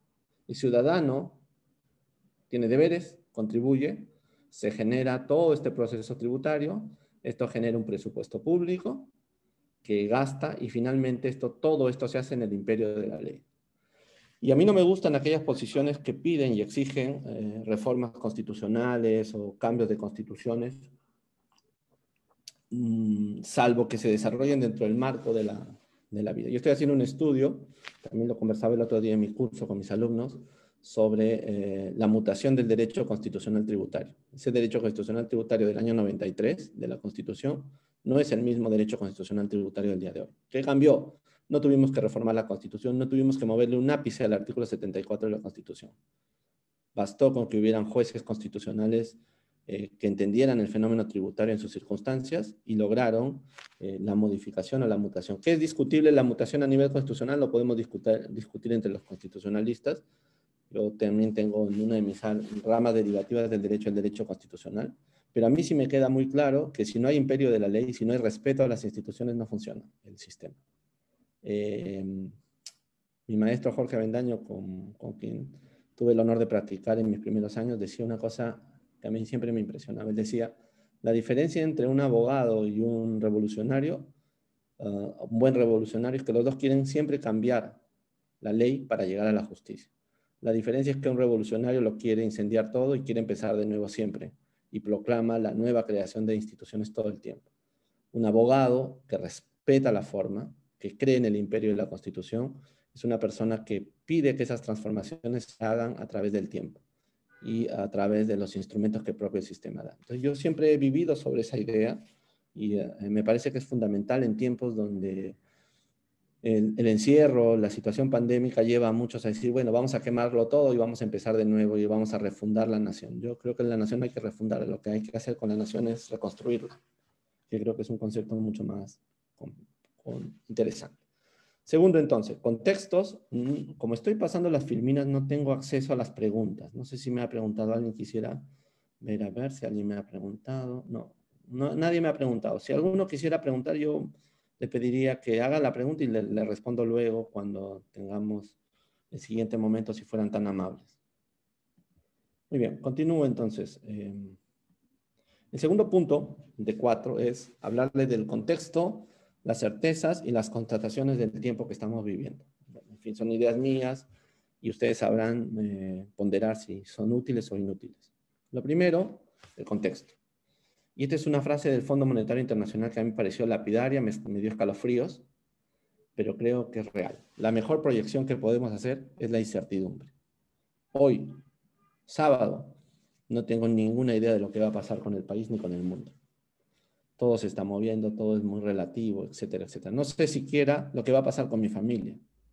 Y no sé siquiera si en este momento en concreto alguien de mi familia está contagiada. Porque no sé cuánto de lo que otros están haciendo, que no soy yo, se está haciendo de manera responsable. El gasto público, el ingreso, los pagos de tributos, la gestión del tributo, ser profesor, ser alumno, en fin. O sea, yo solo puedo dar certeza de mí. Por lo tanto, la proyección siempre va a ser incierta. hoy día. Dos cosas quiero decir. El COVID-19 ha mostrado una gran caja de Pandora, que al abrirse ha mostrado a su vez los grandes problemas estructurales. ¿Cuáles son los dos grandes problemas estructurales de este país? La pobreza es uno, fundamental. Yo tengo la posibilidad de quedarme en mi casa, tengo la posibilidad de hacer teletrabajo, pero la mayoría del país no tiene esa posibilidad. Y yo no puedo ser ajeno a esa realidad. Yo tengo que ver cómo desde mi casa y desde mis cuatro paredes debo colaborar para vencer ese problema que tenemos. Porque además eso no solo porque eso me lo pide mi conciencia, sino porque esa es la misión y función de esta universidad. Esta es una universidad católica, le dan su misión, está al servicio de la gente y especialmente de los más débiles. Y lo segundo, hay una ruptura del aparato productivo, yo diría de comercialización nacional muy fuerte, en la parte de servicios especialmente. Y esos son dos problemas que se vuelven estructurales y sobre los que hay que conversar. El Consejo Fiscal, yo les sugiero que sigan el trabajo del Consejo Fiscal, que es un órgano estatal que analiza y avala y apoya y estudia las políticas públicas en materia económica. Según el Consejo Fiscal, hemos pasado de una etapa de fortaleza fiscal, eso que decíamos que era el bien público, hacia una de vulnerabilidad en las finanzas públicas. No es que estamos mal, pero nuestras finanzas son vulnerables. La financiación se hace y se hará con deuda. Por lo tanto, cada sol que soltemos para que se alimenten nuestros ciudadanos más pobres, cada plata que una empresa esté pidiendo para reactivarse, cada situación de gasto estatal que se esté haciendo, todo eso es un sacrificio. ¿De quién? De la sociedad. Estamos haciendo un enorme sacrificio, vamos a crear deuda pública y eso lo van a pagar los ciudadanos del futuro con sus impuestos. Por lo tanto, o somos responsables, cada uno, porque no puedo controlar, recuerden, la mejor proyección es que es incierto todo lo que viene, o cada uno se hace responsable y hace bien las cosas en lo que tiene que hacer, o luego vamos a estar en un enorme problema, mucho más grave de los que hemos tenido antes, en mi perspectiva. ¿Qué certezas tenemos? La economía peruana sufre porque no logró productividad suficiente. He usado la palabra sufre y suficiente. La economía peruana parecía un boom. Muchos de nosotros o de ustedes, en todo caso, se sentían ya en el primer mundo. Y en realidad nos hemos descubierto en esta caja de Pandora que no logramos la productividad suficiente que necesitábamos. No somos un país productivo. La unidad, cada una de nuestras personas no produce lo suficiente como para que esto se eleve hacia arriba. Entonces yo sí tengo la certeza de que habrá una disminución de unidades económicas reales. Tendremos un aumento de la economía informal, por lo tanto. La economía informal, y hay que eso entenderlo bien, no toda es maldad, o sea, no todo es gente que quiere aprovecharse y zafarse. Mucha de la economía informal es economía de subsistencia. Es gente que no tiene cabida en el aparato productivo y se crea su propia chamba. Y su chamba no le da productividad. Y si ustedes miden las variables de sector informal versus cuánto aporta al PBI nacional, se van a dar cuenta que su nivel de productividad es muy bajo. Entonces tú dices, ¿qué? ¿Son ociosos los informales? ¿O es que en realidad tienen poca infraestructura, tienen poco conocimiento, tienen poco acceso a mercado porque están subsistiendo? Le puedo pedir un taxista, puedo decir bajo ese rollo de que aumentemos la base tributaria pidiéndole a un taxista que se formalice sacando su RUC y pague impuestos. ¿Qué impuestos va a pagar? Cuando hay tributaristas que salen a la televisión a decir hay que ampliar la base tributaria, hay que ampliar la base tributaria, ¿por qué se fijan en los mismos de siempre? Yo digo, este está loco, este no está entendiendo bien el problema. Entonces tengamos claridades. La economía informal aumenta cuando las unidades económicas reales, formales, desaparecen. Y se hace porque la gente se tiene que inventar su chamba. Y cuando la gente se tiene que inventar su chamba, su productividad no es suficiente. Y entonces, aspirar a que ese 70% de la economía informal va a arreglar el problema financiero del Estado es irreal, es demagogia. Creo que va a haber un aumento del gasto público, ya lo hay. Va a ser el aumento más elevado desde los años 70 y una enorme disminución de los ingresos públicos, más de los que predice la SUNAT y de los que predice el Ministerio de Economía. Y esta situación, yo insisto, se estará, entiendo, cubriendo con deuda pública. Gracias a Dios que tuvimos este valor público, este bien público del que les hablé al comienzo.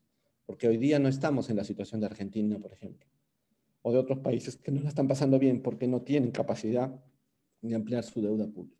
pero toda deuda pública, eso lo hemos aprendido quienes éramos niños en los 80, toda deuda pública es ajuste para el futuro, es ajuste de los ciudadanos en pagar tributos en otro tiempo. Cada sol que le damos a cada ciudadano, a cada empresa, cuando le damos reactiva, no es porque se lo merezcan, es porque queremos que sobrevivan y tienen que saber utilizarlo.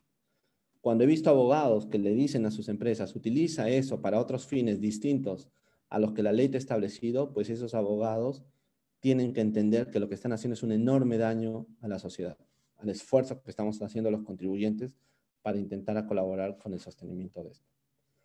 Otra certeza que tengo es que se requiere un nivel de ingresos muy exigente, similar al registrado durante el auge de los precios de exportación, que no sabemos qué van a haber. Me parece importante esto que ha dicho el Consejo Fiscal.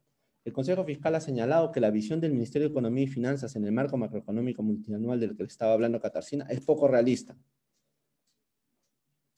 Y sobre todo porque no asegura, pero debe comprometerse a dos cosas. A que las medidas implementadas para hacer frente a COVID-19 solo se mantengan de manera temporal y no incrementen el gasto permanente más allá del año 2021. Porque estamos en una etapa de vulnerabilidad. O sea, tenemos que entender que si no hacemos bien las cosas toda la sociedad, no vamos a tener plata más allá del 2021. Se va a armar la alerta roja y no sabemos cuándo termine la pandemia. Y dos, necesitamos que se recupere espacio fiscal para cubrir demandas estructurales, como las que requiere nuestro sistema de salud o de educación. ¿Qué significa eso? Que necesitamos plata para que una vez que salgamos de esta situación, nos concentremos en salud o en educación. Los dos grandes temas que permiten una sociedad meritocrática donde la gente más débil pueda crecer no son los subsidios. Estamos haciendo subsidios porque los necesitamos en esta situación extraordinaria.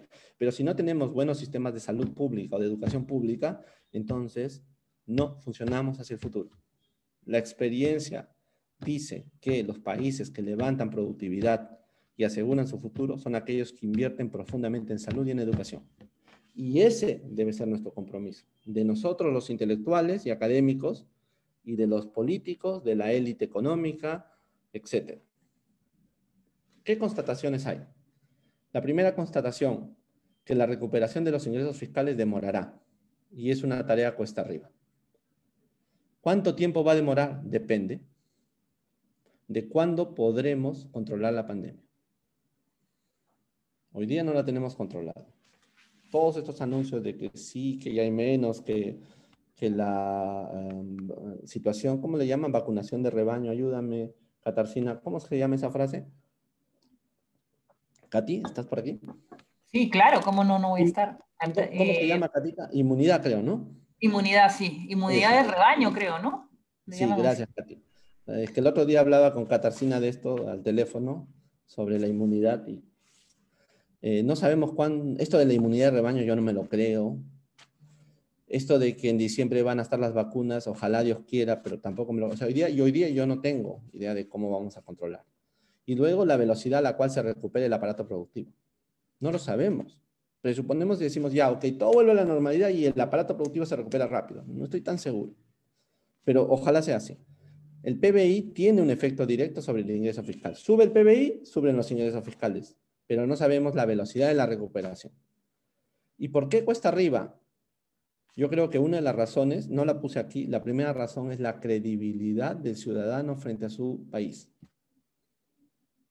Si las empresas, si los trabajadores creen en el país, pues nos vamos a remangar todos y vamos a sacar esto adelante. Yo tengo varios clientes que están entusiasmados, asustados, pero entusiasmados porque quieren al país. Están esperando a remangarse las manos para ver lo que viene. Están guardando pan, están viendo cómo están pensando. Me alegra tener clientes de ese tipo, ¿no? Gente que está entusiasmada, diciendo, bueno, ya vamos a pasar lo peor y llegará el momento en que tenemos que volver a armar esto, ¿no? Eso es lo primero. Lo segundo, que sí lo anoté acá, es que los grados de libertad de la SUNAT para mejorar los niveles de recaudación se encuentran hoy día bastante limitados. O sea, hoy día hay espacio para ciertos márgenes de planificaciones que la SUNAT no va a ver. Porque el teletrabajo la limita y porque no tiene capacidad de innovar acá al futuro. Entonces, no sé cuánto tiempo, sé que es cuesta arriba, sin duda alguna, Y aquí cojo una frase del Banco Interamericano de Desarrollo que me ha encantado. Dice el banco, la actual coyuntura no está necesariamente para recaudar más, pero sí para tratar de recaudar mejor, privilegiando el servicio a los contribuyentes y ciudadanos sin descuidar una fiscalización más focalizada. El Big Data y los instrumentos o todo lo que tiene que ver con las cuestiones informáticas, ¿no? Y de las nuevas metodologías tendrán que ser potenciadas al máximo, las famosas TIC, y que respondan a los retos que imponen los nuevos tiempos. Estoy totalmente de acuerdo, lo subrayo y lo quise citar aquí directamente. Muy bien, pasemos entonces al tercer tema, perspectivas del gobierno. Veamos qué podemos haber obtenido como perspectivas. El MEF. El MEF dice, hay espacio para mejorar. Yo creo que se puede mejorar. Por dos razones. Primero, porque la presión tributaria es menor que otros países. Si haces una relación entre su PBI y la presión tributaria en el Perú está más lejos del PBI que en otros países. Por lo tanto, históricamente tenemos más posibilidad de mejorar. Y dos, existen múltiples fuentes que podrían incrementar la recaudación fiscal. ¿Y cuáles serían esas fuentes? Aquellas enfocadas a ampliar y diversificar la base tributaria, dice el MEF, y a través del perfeccionamiento de los regímenes tributarios y la formalización de las micro y pequeñas empresas. Ese es el diagnóstico que tiene. Y entonces el crecimiento esperado, sin embargo, para el periodo 2022-2024, que es el lapso de este marco macroeconómico, considera una economía y precios de exportación que superen las brechas negativas de los años anteriores. O sea, esperan que la economía mundial mejore. Y una consolidación de las medidas aprobadas en años anteriores. Y aquí viene la cuestión.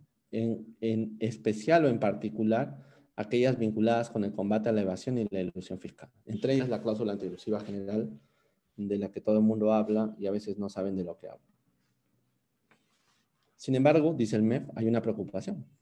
Aún con todas estas medidas adicionales, los ingresos fiscales hacia el 2024 serían menores a los observados entre el 2011 y 2014, que fue el momento de la brecha. 22.2% del PBI fueron en esos años. Esa es la preocupación. O sea que el esfuerzo es cuesta arriba, muy cuesta arriba. La recaudación de ingresos va a continuar siendo relativamente baja en la medida en que no se solucionen problemas que no son tributarios, que son estructurales de nuestra economía y que merecen un cambio de timón de la economía. Primero, la informalidad. En otro momento, cuando haya otro webinar, de repente podríamos hablar de la informalidad. A mí me encanta el tema, tengo algunas medidas, he salido de mi mundo de abogado para pensar esos temas. Soy consciente de lo que pasa, pero creo que la manera como hemos hecho el discurso tributario con los informales es equivocada.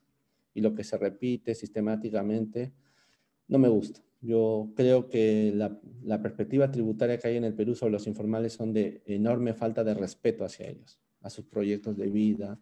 Es una minusvaloración, es tratarlos como niños. Yo creo que no es por ahí por donde hay que ir. Yo creo que hay que hacer un cambio de timón muy profundo porque esas personas no son informales, son ciudadanos, a los cuales el Estado les ha dado la espalda. Y no me refiero al tributo, me refiero al Estado en general.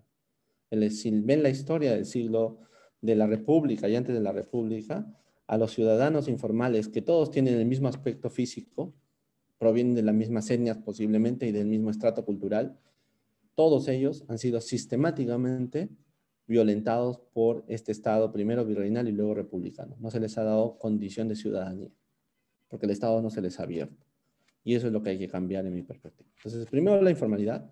Creo que hay que cerrar la brecha de digitalización, las TIC importa mucho ahí, y luego la baja productividad y la baja inclusión financiera. Por razones académicas y personales he estado cerca de los debates en el Congreso vinculados a estas normas de reactiva y he visto la enorme manera como tiene cierto sector de la élite académica, profesional, de los técnicos, de no entender el fenómeno de la informalidad y no darles inclusión financiera. Caray, la plata de reactiva es plata de nosotros, de los ciudadanos. Es plata de nuestros impuestos. No es plata de los políticos ni de los técnicos que están en el gobierno. Por lo tanto, hay que tratar con más respeto al ciudadano pobre que también está sobreviviendo y tendría que haber habido desde el comienzo algunas medidas de reactivación para ellos. Y eso no ha ocurrido. Entonces, ¿cuál es el espacio? Para el MEF, el espacio es el diseño normativo. Hay que continuar con la racionalización y sustitución de las exoneraciones tributarias no efectivas a cambio del gasto público focalizado y promover la transparencia respecto a los beneficiarios sin vulnerar la reserva tributaria. Estoy de acuerdo con esto. Creo que es un cambio de enfoque ya desde los 90 en relación al beneficio tributario. Los beneficios tributarios, se dicen, no sirven para el desarrollo. Y en este sentido, en algún momento también hay que, bueno, yo estoy poniendo agenda, IUS 360 no es mi función, pero en todo caso hay que conversar si los beneficios al libro son realmente beneficios y en cuánto están aportando, ¿no?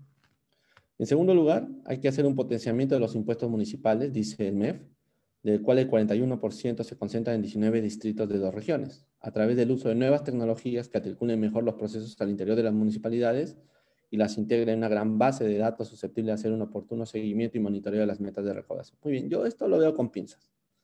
Yo lo veo esto un poco con más discurso. He estudiado los impuestos municipales. Alguna vez trabajé con GTZ, unos informes bien interesantes sobre los impuestos municipales y su posibilidad. El tema es que esto genera bien público regional y local, no genera bien público nacional. Y creo que el problema a que yo me estaba refiriendo es el bien público nacional. ¿Cuál es este espacio en materia de regímenes tributarios? Ya no en gran idea, sino en regímenes. El MEF dice que hay que hacer nuevas medidas que regulen el pago del IGB a las empresas que brindan servicios a través de las plataformas digitales, o sea, el IGB a la economía digital. Hay que perfeccionar los regímenes tributarios y formalización de la microempresa mediante el otorgamiento de incentivos a la declaración de trabajadores, o sea, te incentivo, supongo que estarán pensando en disminuir impuestos, la tasa o la base del impuesto cuando tú muestres trabajadores formales. Hay que exigir el uso de comprante de pago para sustentar gastos, un poco seguir la política que se hizo al comienzo de Kuczynski y que establece que en las rentas de cuarta y quinta puedo deducir, hay que ampliar eso, dicen. Hay que reducir los costos de cumplimiento tributario. Todo esto siempre muy genérico, evidentemente, ¿no? Podríamos pasarnos un largo tiempo conversando sobre esto y qué me parece o qué no me parece, pero listarlos ya me parece interesante por ahora.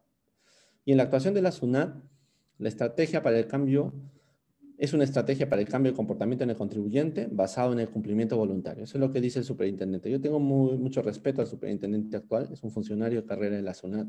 No le conozco personalmente, salvo un par de veces, pero creo que su enfoque es razonablemente correcto. En el marco macroeconómico se plantean estas 4 ideas. Detección del incumplimiento, incluso de aquellos no inscritos, a través de la modernización de los procesos administrativos y la masificación de los comprobantes de pago electrónico. Una simplificación de los procesos en todo el ciclo de cumplimiento, desde la inscripción hasta el pago, mejora de la orientación y asistencia que se brinda al ciudadano y ampliación de la cobertura de fiscalización. Segundo tema. Tercero, la continuidad de medidas fiscales internacionales que permitan el intercambio de información tributaria y financiera con otros países y el incremento de la transparencia de las fuentes de ingreso y sus beneficiarios. Y finalmente, el desarrollo de herramientas complementarias a la norma antielusiva general. Serían como los 4 grandes ideas de mapa que tiene el gobierno en relación a los años que vienen. La SUNAT, el jefe de la SUNAT informó hace poco una agenda para el 2021 que tiene 4 elementos. El primero es la gestión del riesgo masivo, a través de la formalización con participación del Estado y las empresas para evitar una competencia desleal. Me parece que estas palabras que he puesto aquí en mayúsculas son estupendas, estoy de acuerdo. La formalización tiene que ser ganancia para todos. Para el Estado, para la empresa, y para la empresa ya formalizada, porque le permite evitar la competencia desleal, y para la empresa por formalizarle, porque le permite acceder a lo que la formalidad genera como bien público. Segundo, plantea la trazabilidad de comercio electrónico con nuevos y actualizados procedimientos. Hoy día el comercio electrónico, resultado de la pandemia, ha sido muy importante para lo que estamos haciendo. En tercer lugar, la prevención del incumplimiento y transparentar el comportamiento para asegurar cumplimientos voluntarios. Me parece interesantísimo. Ahí podríamos hablar bastante. El otro día conversaba con un amigo del BID sobre cumplimiento voluntario en las grandes corporaciones. Me parece una cosa muy interesante que cambie el enfoque que hemos tenido en el derecho tributario a lo largo de este tiempo. Segundo, la transformación digital para el uso del Big Data. Eso me parece fundamental.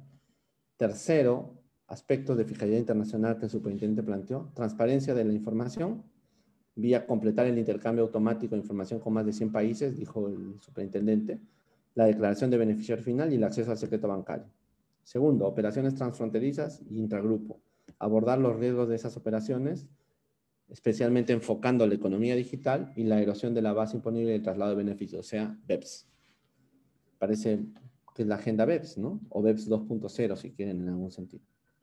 Y por último, el desarrollo y el cumplimiento colaborativo. A esto me refería cuando hablaba de esa conversación que tuve con el amigo del MIT, que había trabajado antes en la OECD. Les recomiendo acceder a ese video en alguna parte.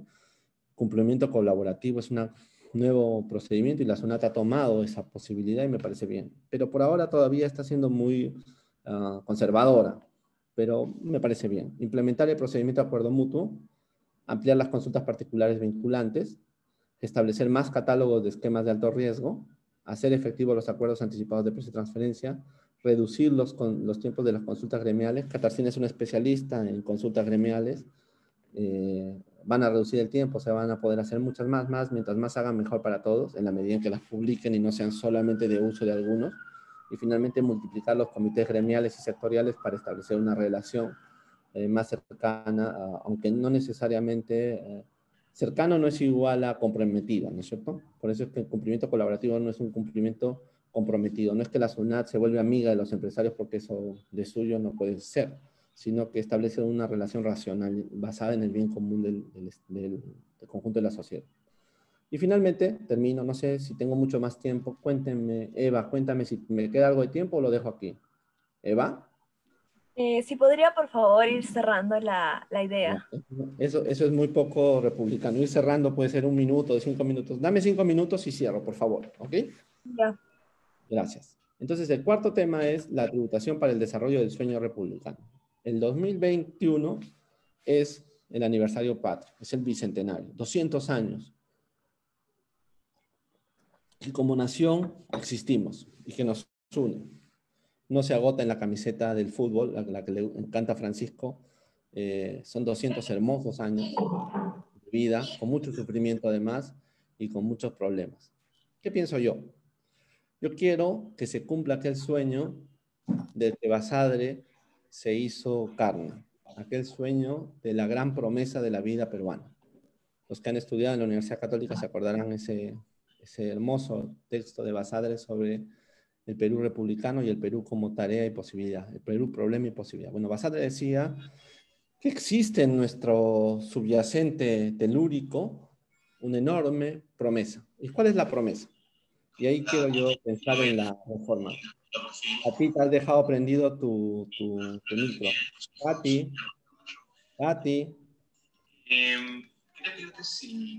Perdón. Gracias. ¿Cuál es ese sueño republicano? Acá lo pongo, en el color favorito mío, el color morado. Además, el mes de octubre es morado. Todos los ciudadanos, todos, acá debí poner ciudadanas y ciudadanos, pero bueno, lo pongo en masculino esta vez, discúlpenme. Todos los ciudadanos tienen el derecho y el deber de desarrollar sus proyectos de vida. Si este país no es capaz de permitir que todas y todos nosotros hagamos con nuestra vida una experiencia hermosa de autorrealización, entonces la vida republicana no está puesta para nosotros. Y por otro lado, el Estado debe promover el bien público, que garantiza que cada ciudadano pueda desarrollar ese proyecto de vida. Esa es la promesa. Y por eso la Constitución reclama que el Estado peruano es un Estado laico. ¿Qué quiere decir que es un Estado laico? Que no cree el Estado que haya un mejor proyecto de vida, que todos son respetables, pero no hay una mejor forma de ser peruano. Yo creo que eso siempre hay que recordarlo porque hay las tentaciones de todo el mundo de creer que su forma de pensar el ser peruano es la mejor. Yo no creo en eso. Yo sigo un poco la idea de Dworkin, ¿no? Cuando tú quieras saber si tu sociedad es una sociedad republicana avanzada, da la vuelta y mira si las minorías están sufriendo. Si las minorías están sufriendo, entonces no has cumplido el sueño de la república. Cuando las minorías no sufran y puedan ser minorías, ese es el momento en que la sociedad desarrolla. Yo sé que esto que estoy diciendo puede no ser bien entendido en estos tiempos, porque son tiempos muy complejos, son tiempos maximalistas, etc. Pero es lo que creo. Entonces yo creo que esa promesa en lo tributario y en la política fiscal debería ser el incremento de la presión tributaria en un marco de responsabilidad y derecho ciudadano. Los contribuyentes también tienen derechos. Nunca lo olvidemos. Nunca lo olvidemos, porque generar valor y riqueza en este país debe ser aplaudido cuando se basa en el mérito. Muy bien, continúo. Hay algunos presupuestos. Me voy a quedar en los presupuestos porque si sigo avanzando no voy a cumplir con Eva y quiero cumplir. Lo primer supuesto es que tenemos que hablar de la ciudadanía tributaria cada vez más. ¿Qué es la ciudadanía tributaria? Es entender que el dinero que los contribuyentes pagamos es luego bien público y por lo tanto, cuando uno es ciudadano, tiene que exigirle al Estado que gaste bien esa plata. Y yo invoco a los profesores siempre de derecho tributario a que hablen de la ciudadanía tributaria. El tributo es un bien público. Cada vez que alguien nos roba, que un político se lleva nuestra plata, que en algún hospital un médico recibe más dinero, que un seguro cubre lo que no recibe más bienes, etcétera, etcétera, etcétera, todo lo que hemos visto estos años se está haciendo daño al tributo. Pero por otro lado, la ciudadanía tributaria también consiste en que el ciudadano sepa que tiene el deber de contribuir, pero que además tiene un estatuto de justicia. Es un estatuto inviolable como ciudadano que debe cumplirse. Segundo, el tributo es el elemento central para financiar la República del Bicentenario. Tiene que haber un círculo virtuoso entre el pago del tributo y el gasto público. Eso ya lo hemos visto. El ciudadano debe ver su contribución reflejada en la construcción del bien público. Eso tiene que estar presente en el discurso público político de los funcionarios y los profesores también, por supuesto. Tiene que haber una educación ciudadana por parte de la SUNAT muy fuerte, que todo el mundo sepa que no es que un presidente hace las cosas, no es que una empresa cuando hace el pago del tributo a través de obras por impuesto es ella. No, señor, es el tributo, es el Estado, es el esfuerzo de todos. Y además hay que modificar entonces esos regímenes que no sirven a esa construcción de ciudadanía. El sistema tributario debe ser eficaz, pero eficiente. Ahí tiene que haber un nivel de atención del ciudadano al tema tributario. El ciudadano no puede estar dedicado a cumplir deberes formales. Mientras menos cosas haga el ciudadano en la tramitología, mejor te concentras en la economía. La SUNAT debe hacer la tarea adecuadamente. Ese salto virtual a la virtualización es la tarea que, gracias a Dios, la SUNAT está emprendiendo y van a llevarnos a bien. Tiene que haber pocos tributos, y si no podemos lograr pocos tributos, pocas reglas de juego, tienen que ser muy claras. No podemos tener tanta norma, tanta cosa rara. Eso, aunque no crean, afecta mucho. El impuesto a la renta debe ser el espacio del esfuerzo mayor. Hay que hacer 3 escenarios distintos. A la gran empresa hay que relacionarla en el escenario BEPS. A las MIPES hay que encadenar la recaudación a otros objetivos tributarios y no tributarios. Y a la economía informal plena, aquella dura, hay que hacer determinaciones sobre base presunta. El IGB debe modernizarse. Hay que evitar el fraude carrusel. Hay que usar mayores beneficios tributarios para la evasión ilusional. Hay que bloquear eso. Hay que replantear la posibilidad de un impuesto al patrimonio personal, un impuesto a la riqueza. Yo creo que ese debate tiene que venir en algún momento, hacia el 2024, 25, 26, y hay que recuperar el análisis sobre el régimen tributario municipal para darle otro enfoque. Termino con un tema que para mí es importante y aquí sí les juro que mi experiencia como abogado puede ser útil. La seguridad jurídica no es seguridad en el sentido antiguo del positivismo, sino es previsibilidad. Tiene que tener justicia el contribuyente, pero también el conjunto social. La justicia tributaria es para el contribuyente y para la sociedad. Hay que diferenciar claramente la orientación de la tributación en 3 niveles. Otra vez, las empresas múltiples y la gran empresa. Las reglas de juego claras, los conceptos de colaboración cooperante que estábamos hablando, y hay que diferenciar también la MIPE y la economía informal plena. Muy bien. Espero sinceramente que esta pequeña reflexión de la tarde, preparada en la tarde para ustedes, pueda serles útil. He querido complementar el trabajo de mis compañeros, de Francisco y de Katarzyna. Espero haberlo hecho. En todo caso, estoy abierto a las preguntas. Les agradezco por estar aquí. Hice mi mejor esfuerzo. Si no lo he logrado, lo lamento mucho y sepan dispensar. En todo caso, cuídense, intenten quedarse en casa y tengan el corazón latiendo fuerte para tratar de ayudar a sacar adelante nuestro hermoso coche que se llama Perú y que en el 2021 estaremos en nada menos que nuestro bicentenario. obsesionémonos con lograr el cumplimiento de la promesa de la vida peruana y a través de lo tributario, que es nuestra tarea, sería mucho mejor. Bueno, y muchas gracias. Muchas gracias por la ponencia, profesor Durán. Ya para culminar el webinar, hay una pregunta que está dirigida al profesor Durán. La formula Juan Urbina y dice: la pandemia agudizó la pobreza y nos puso en realidad el déficit en infraestructura, en salud y educación y la reducción del comercio. ¿Esta situación va a detener la adhesión del Perú en el OCDE? ¿Nos podría indicar qué beneficios nos va a brindar nuestra adhesión al OCDE? Si la puede responder de forma breve, por favor, profesor Durán. Sí, gracias, Eva. No sé si breve, intentaré. Vamos a ver. ¿Por qué queremos ir a la OSD? Yo lo he pensado mucho. Hay varias razones. Simplemente subrayo dos. La primera razón es que queremos tener aspiraciones más grandes que en la que estamos. Eso me parece bien. Y la segunda es evitar, cuando tú te unes a la OSD, te unes a una serie de reglas de juego institucionales que va a ser muy difícil que los gobiernos rompan, sean de extrema derecha o de extrema izquierda. Entonces, participar de la OSD en ese sentido es una enorme posibilidad de colaboración con otros estados, etc. Pero nos exige profundamente ciertos grados de madurez institucional que espero que tengamos.